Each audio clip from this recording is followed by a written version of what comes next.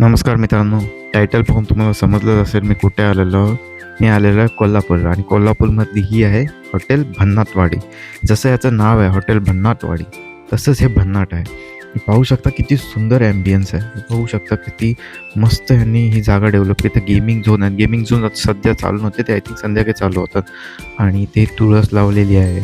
Plus हे तुम्ही पाहू शकता ना, हे जे घर बनवलेत तिथे म्हणजे बसून ते नॉनव्हेजसाठी आहे आणि समोर जे आहे ते व्हेजसाठी होतं आणि इथलं वॉशरूमसुद्धा खूप सुंदर होतं. आणि हा जो इलाका आहे इथे आहे, इथे तंदूर विंदूर सगळं म्हणजे नॉनव्हेज हे केलं जातं आहे, चायनीज सगळं इथे बनवत होतं.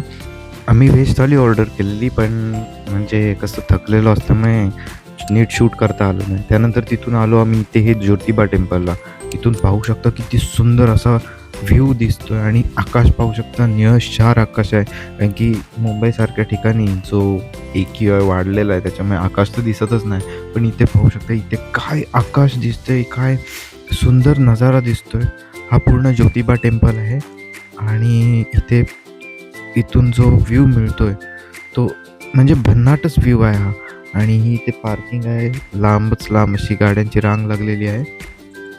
पाहू शकता किती मोठी रांग आहे आणि तिथे आहे ते टेम्पल. पाहू शकता हे जे येलो कलरचा जो तुम्हाला सुळका दिसतोय तो आहे टेम्पल. आणि इथून सरळ गेल्यावर थोडंसं चालायला लागतंय, मग हा टेम्पलच्या जवळ पण. परंतु टेम्पलच्या जवळ इथे साईड आजूबाजूला पाहू शकता कार पार्किंग आहे. सो तुम्हाला जर म्हणजे सगळीकडे पैसे भरूनच शकता तर इथे कार पार्क करू शकता.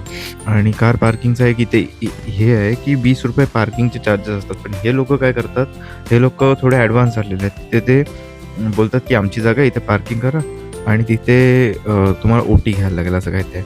आणि ₹100-150ची ती ओटी. आणि इथं हा एंट्रन्स आहे महाराजांचा पुतळा होता समोरच आणि हा एंट्रन्स दरवाजा आहे. सो इथून आतमध्ये आल्यावर तुम्ही पाहू शकता हे दीपस्तंभ आहे तिथे लावलेले आणि किती सुंदर असं मंदिर आहे. खूप छान असं मंदिर आहे हे. सो खूप जण ह्या ज्योतिबा टेम्पल आणि खंडेराया टेम्पल त्यात जेजुरी त्या दोघांमध्ये कन्फ्यूज होतात. तर हा ज्योतिबा टेम्पल आहे. इथं पिंक कलरचा गुलाल उडवला जातो आणि तिथे हळद उधळली जाते. सगळीकडे पिंक आणि इथे हे मुखदर्शन आम्ही केलं कारण की लाईन खूपच लांब होती. तुम्हाला दिसत असेल ते गोल्डन कलरचा आहे, तो देवाचं हे आहे.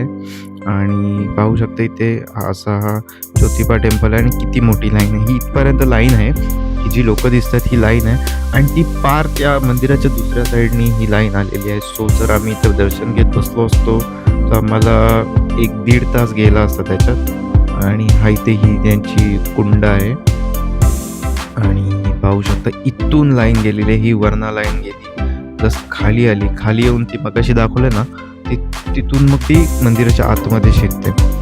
असा हा ज्योतिबा टेम्पल आहे. ज्योतिबा देवाला केदारलिंग, ज्योतिर्लिंग आणि वाडी रत्नेश्वर असंही म्हटलं जातं. तसेच या देवस्थानाचा उल्लेख प्राचीन ग्रंथामध्ये सुद्धा आढळतो. नवरात्र, चैत्र पौर्णिमा, फाल्गुन पौर्णिमेला इथे मोठी यात्रा भरते आणि हे ठिकाण भक्तांसाठी श्रद्धेचं आणि निसर्गप्रेमींसाठी शांततेचं केंद्र आहे. हे ज्योतिबा टेम्पलला भेट दिल्यावर आम्ही आता निघतोय कोल्हापूरसाठी.